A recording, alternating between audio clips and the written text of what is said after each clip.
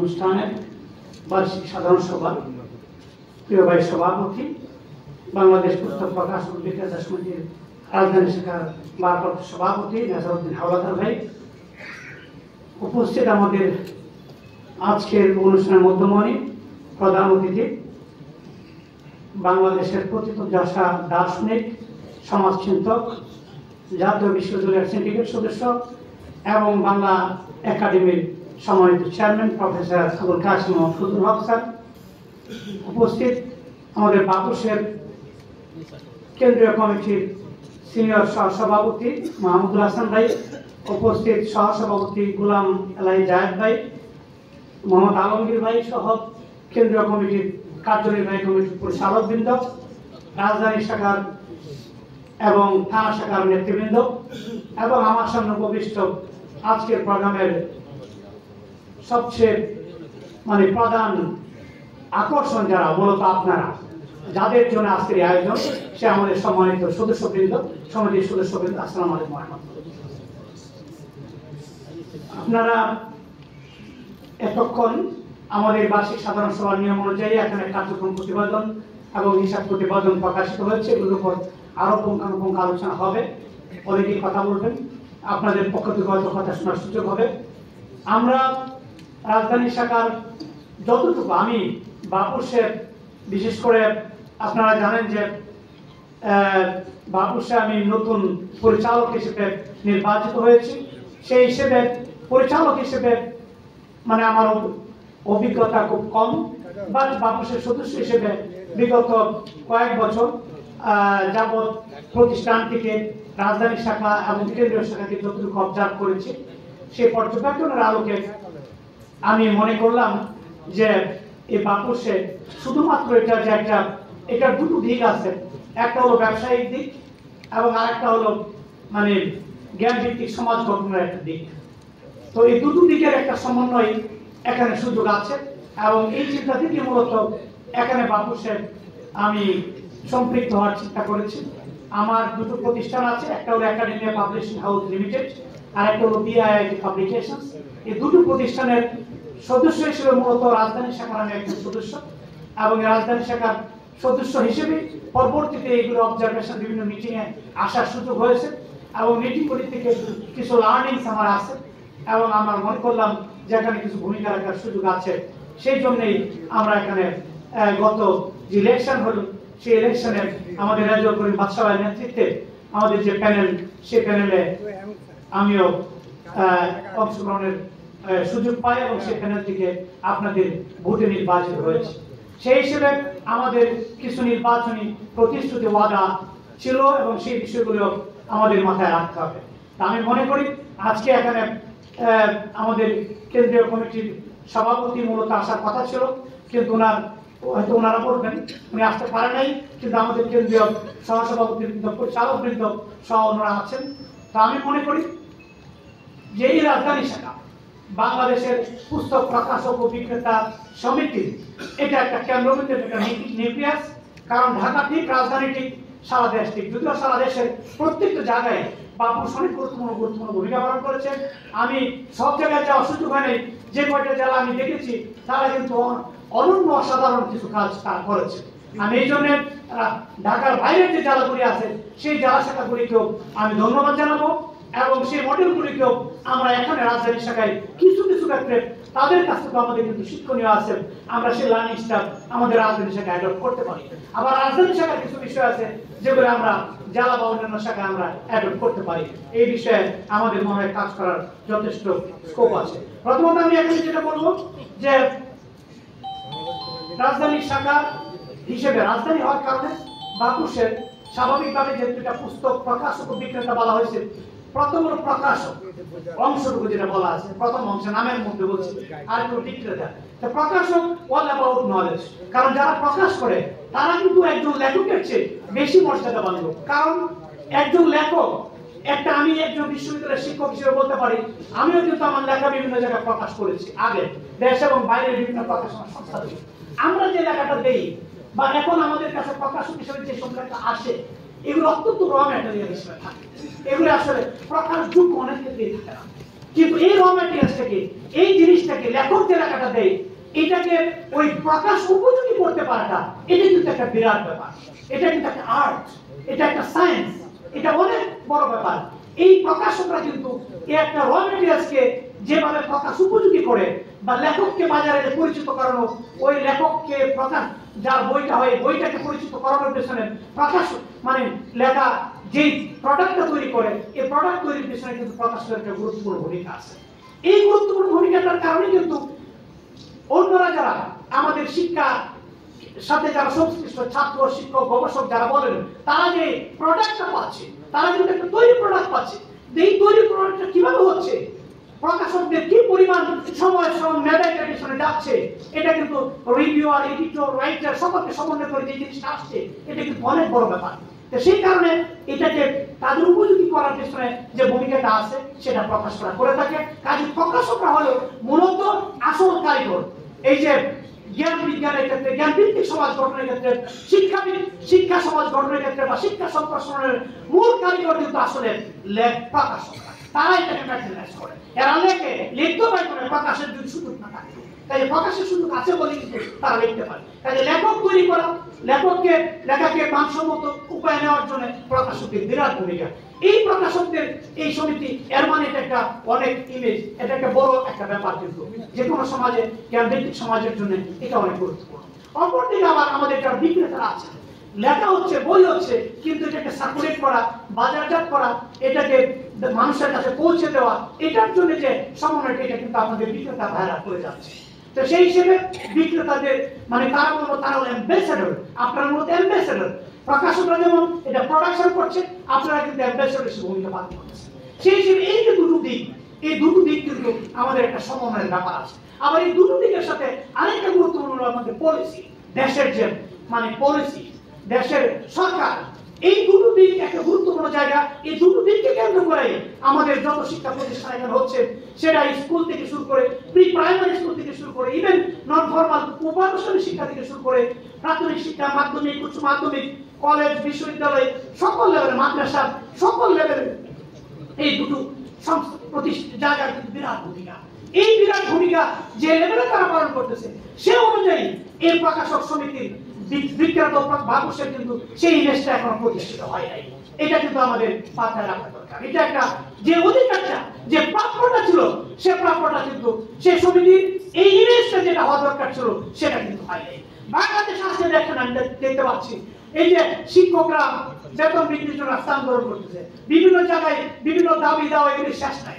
কত হাজার হাজার দাবি রয়ে রাস্তাঘাটে আন্দোলন করতেছে, আন্দোলন করে কিন্তু দাবিও ঠিকই আদায় করে নিতেছে। কিন্তু এই শিক্ষকদেরকে তৈরি করতেছে না, সে প্রকাশকরা। শিক্ষকদের উপকরণ দিচ্ছে না, সে বিক্রেতা। জিনিসটা দিচ্ছে না, বিক্রেতা। অথচ তার কোনো সামাজিক মর্যাদা, তার কোনো সে বাস্তব প্রতিফলন কিন্তু নাই।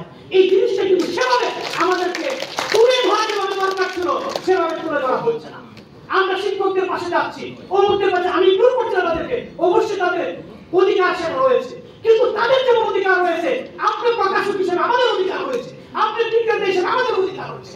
সেই অধিকারটুকু বলার মতো, এই যথাযথভাবে সেই কথাটা যেভাবে বলতে কাজ হয়, সেই কথাটা বলার মতো বলতে হয়, বলার মতো বলতে জানতে হয়। সে বলার মতো বলাটার অভ্যাসটা আমাদের এখান থেকে কিন্তু হয়ে উঠছে নাই। আমাদের সমিতির থেকে কিন্তু এটা হওয়ার কথা ছিল, সেটা হয়ে উঠছে নাই। আমি অনুরোধ করব এই সমিতি যাতে শুধু কাগজে বা রিপোর্টিং সমিতি না হয়, এটা যাতে একটা voice of publishers, voice of আমাদের সেলার্স, তাদের হিসেবে জাতীয় সকল ক্ষেত্রে পলিসি মেকারদের কাছে এটা ভয়েস হিসেবে গুরুত্বপূর্ণ ভূমিকা রাখবে এবং নেগোসিয়েশনের সে পাওয়ার তাদের মধ্যে থাকতে হবে, যাতে করে এইটা সরকারের বিভিন্ন শাখা, বিভাগ, মন্ত্রণালয়, প্রধান যাদের আছে তাদের সাথে এটা নেগোসিয়েট করে, কাজগুলিকে বার্গেনিং করে তাদের অধিকার এখানে যাতে আমরা আদায় করতে পারি।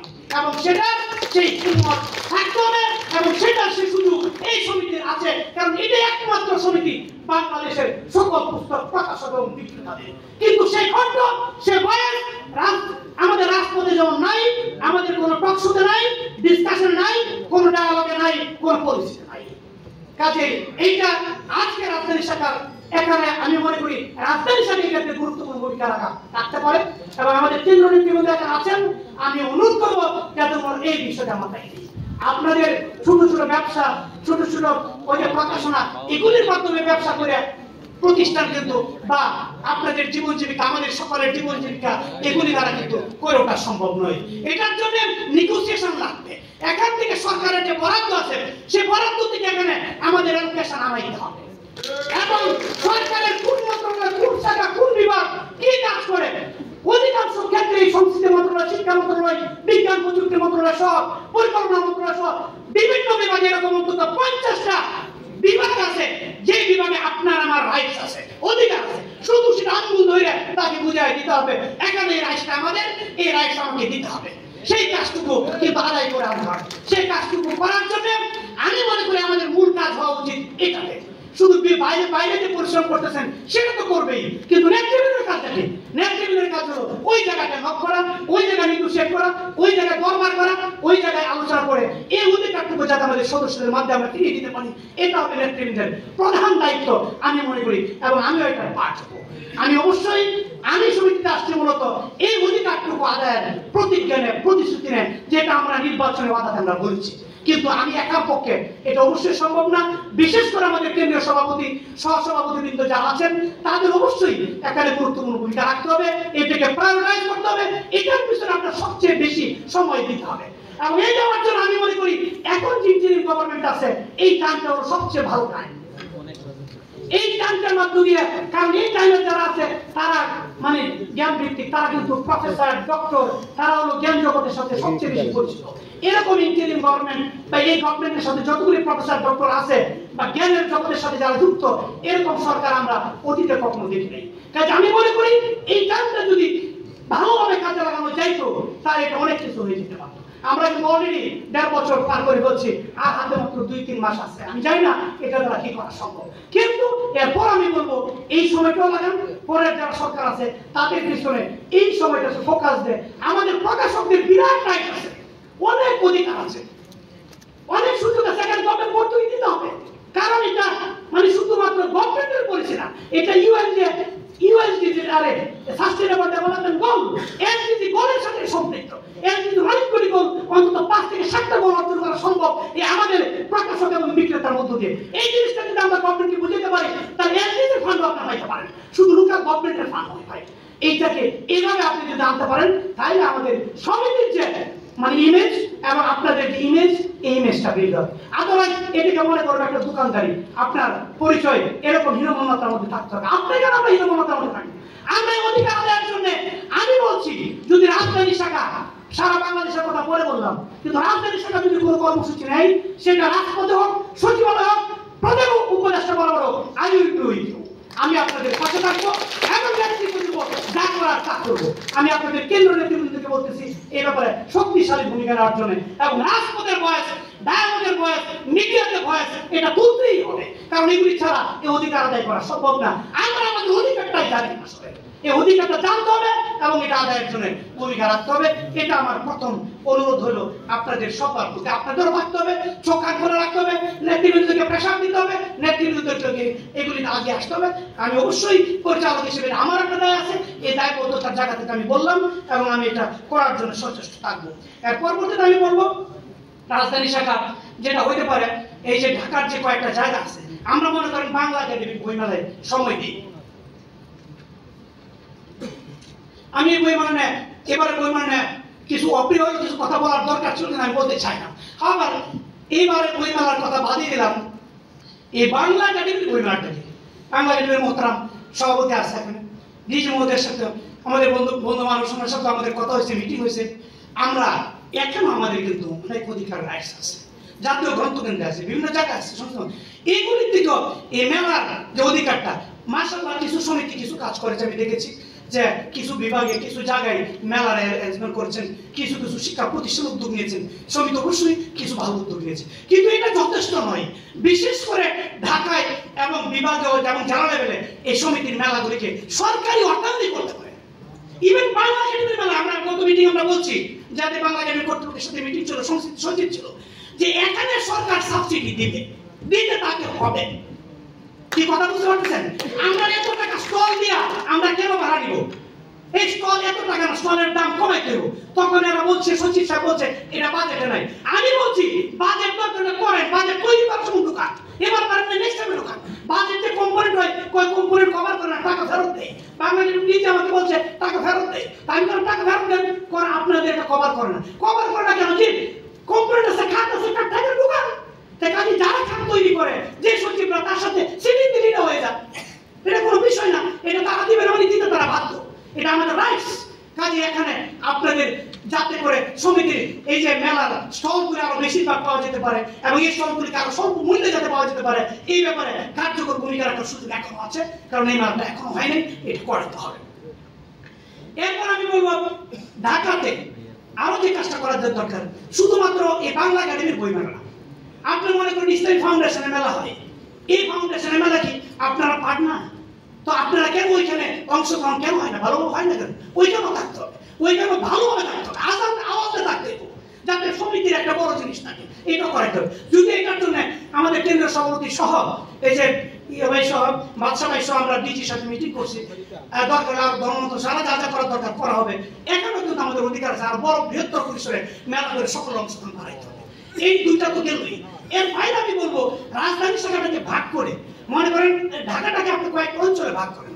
একটা হলো ধানমন্ডি, ধরেন বাংলা বাজার বা মতিঝিল, এরকম বিভিন্ন অঞ্চল মিরপুরে ভাগ করেন। ভাগ করে করে প্রত্যেকটা অঞ্চলে বাপুস থেকে মেলা হতে পারে। কি হইতে পারে কিনা বলেন? হওয়া উচিত কিনা বলেন? আর আওয়াজ নাই কেন ভাই? আপনারা কি রাজি না নাকি? এটা আপনারা স্ব এলাকায় আপনারা এলাকা ভিত্তিক মেলা করেন। যেই মেলাটা এখন এখানে হচ্ছে, এখানে বাবু এখানে এমন করার সুযোগ আছে। Why not? আপনাদের ডালগুড়ায় বসতে হবে, ওয়াটা ডিসেন্ট্রালাইজ করতে হবে, এটা সুযোগ আছে। এই আওয়াজটা করতে হবে। সেই ক্ষেত্রে ওই এলাকার সবচেয়ে যে কমিউনিটি সেন্টার আছে বা গভর্নমেন্টের যে প্রতিষ্ঠান আছে অথবা বড় যে শিক্ষা প্রতিষ্ঠান আছে, ওই স্পেসে আমরা এটা করতে পারি। এই ক্ষেত্রে গভর্নমেন্টের হেল্প পাওয়া সম্ভব। সিটি কর্পোরেশনের মেলা যারা যারা যেটা লাগে করার সুযোগ আছে, এই কাজটুকু আরো করেন। যত মেলা হবে তত বই বিক্রি হবে, যত মেলা হবে বইগুলি পপুলারাইজ হবে, তত ব্যবসা হবে। কাজে এটাকে শুধুমাত্র বছরে একবার দুইবারের জন্য না বসে থাকা, এটারে কিন্তু এভাবে আমরা করে ফেলতে পারি। এই কাজটুকু প্রতিষ্ঠান ভিত্তিক মেলা, এলাকা ভিত্তিক মেলা, এগুলি করা উচিত। সকল শিক্ষা প্রতিষ্ঠান, যেখানে প্রতিষ্ঠান এখানে মেলা, কারণ সবাই বই কিনতে হবে। এরকম একটা উদ্যোগ আমাদের পক্ষ থেকে আরো ব্যাপকভাবে, বিশেষ করে রাজধানী শাখা এটা মডেল হতে পারে, অনুরূপভাবে যারা তো এটা করতে পারে। এই হলো কয়েকটা পরামর্শ দিলাম যেগুলো তাৎক্ষণিক আসলো। আর এর বাইরে আমি আপনাদের ব্যক্তিগতভাবে বলবো, এই যে আমাদের যারা সমিতির সদস্য আছে, এই সমিতির সদস্যদের হেলথ কার্ড, আমি বলছি যে ইবনে সিনার সাথে আমি অলরেডি কানেক্ট করাই দিয়েছি রাজনীতির সাথে, ইভেন কেন্দ্রীয় সাথে আমরা বলাই দেবো, তারপরে যদি কেন্দ্রীয় কমিটিও চায় আমি করাই দেবো। ইবনে সিনা আরো অনেকগুলি হেলথ প্রতিষ্ঠান আছে যেগুলিকে আমি বলে দিতে পারি, ডেল্টা আছে, বিভিন্ন জায়গা আছে, তারা আমার সব বন্ধু বান্ধব, তারা একটা বিশেষ সুযোগ দেয়, তারা হেলথ কার্ড করে দিবে, যেখানে আপনার ডায়াগনোসিস পরীক্ষা নিরীক্ষা থেকে শুরু করে অন্যান্য যে বিষয়গুলি আছে এগুলি যাতে আপনি কম খরচে কম পয়সায় করে দিতে পারেন। এটা হলো, এটাও তো একটা সাপোর্ট জীবনে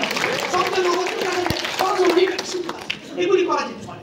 এরপরে শিক্ষা বৃত্তি চালু করা যেতে পারে আরো ভালোভাবে, কারণ এখানে একটি ফ্যামিলি আছে, এই ফ্যামিলির বাচ্চাদের আপনারা এত কষ্ট করে জীবনযাপন করতেছেন, এই যে এত কষ্ট করে কয় পয়সা পান, মূল উদ্দেশ্য কিন্তু আপনাদের বাচ্চারা যাতে মানুষ হতে পারে। আপনাদের বাচ্চাদের জন্য মানুষ করার জন্য একটা ক্যারিয়ার প্ল্যানিং প্ল্যান থাকতে পারে। শিক্ষা বৃত্তিতে তার ক্যারিয়ার কিভাবে গঠন হবে, আমি আপনাদেরকে দরকার পার্সোনালি হেল্প করবো। এটা আমি বলতে পারি যে আপনাদের বাচ্চারা কি করে তার ক্যারিয়ার উন্নতি করতে পারে, তার পড়াশোনা, তার উচ্চশিক্ষা কি করে। আপনারা কষ্ট করতেছেন, আমরা কষ্ট করতেছি, আমাদের ফিউচার এভাবে চলতে হবে না ভাই? এটা হইতে পারে না কি? জানলে ভালো হইতে হবে।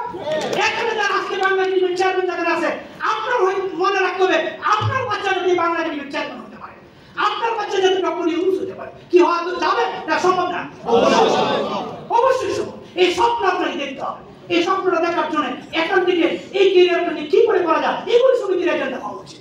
একই সাথে এগুলি একটা গ্রুপ কাজ করা উচিত, এগুলি যাতে আমাদের কাজ করতে পারে। তাহলে হেলথ কার্ডের কথা বললাম, এডুকেশন বা স্কলারশিপ কার্ড, এরপর আরো সোশ্যাল রেসপন্সিবিলিটি, যখন ধরেন বিভিন্ন বিপদ আপদ, এই যে ওষুধ বিশুদ্ধ বিভিন্ন ক্ষেত্রে যখন মানে কিভাবে এটা আমাদের একটা সিএসআর ফান্ডের মতো করে এটা আওতা থেকে এটা দেওয়া যেতে পারে। এই ধরনের কাজগুলি আমরা যদি করতে পারি, এবং শারীরিকভাবে আমাদের যারা ফ্যামিলি আছে, আমাদের ফ্যামিলির বন্ডেজ করতে হবে, কারণ সম্পর্ক থাকলে এটা দায়বদ্ধতা বাড়ে, সম্পর্ক যত বাড়বে দায়বদ্ধতা বাড়বে।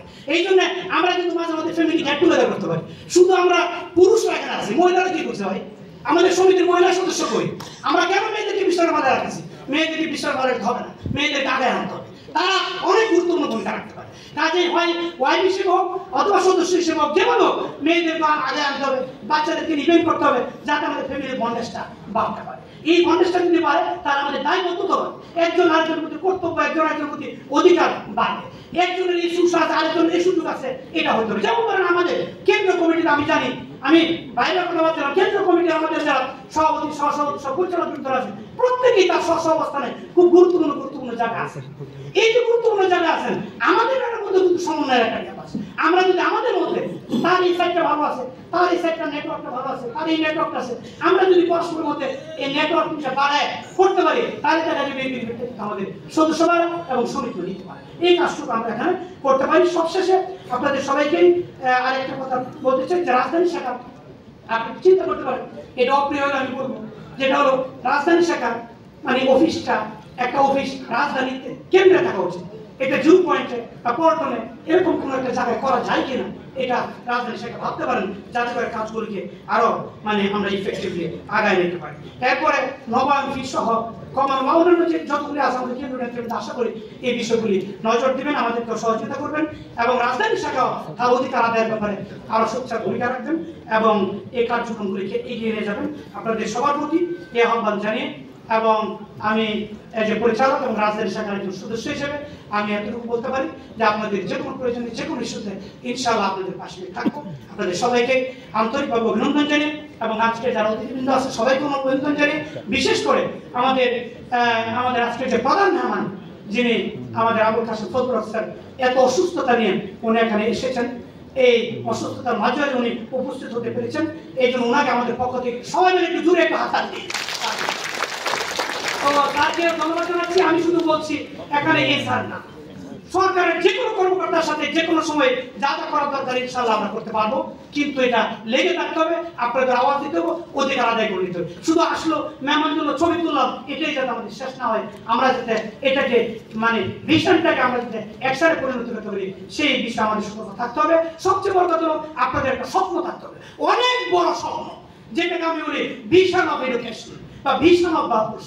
একটা মাস্টার প্ল্যান থাকবে, একটা ভিশন থাকবে, এই ভিশনের আলোকে আমাদের কমিটির একটা কমিটমেন্ট থাকবে এবং এগুলো যে অ্যাকশন প্ল্যান থাকবে। Where there is no vision, there is no commitment. Where there is no commitment, there is no action. কাজে এটা আমাদের এই বাপুসের থাকতে হবে এবং এই ক্ষেত্রে আমি মনে করি প্রবল কবি নজরুলের কথা বলে শেষ করছি, প্রবল নিঃশ্বাস যার নিঃশ্বাসে প্রশ্বাসে কোনো বাধা তার রুখার পথ কেউ সম্মুখে চলে।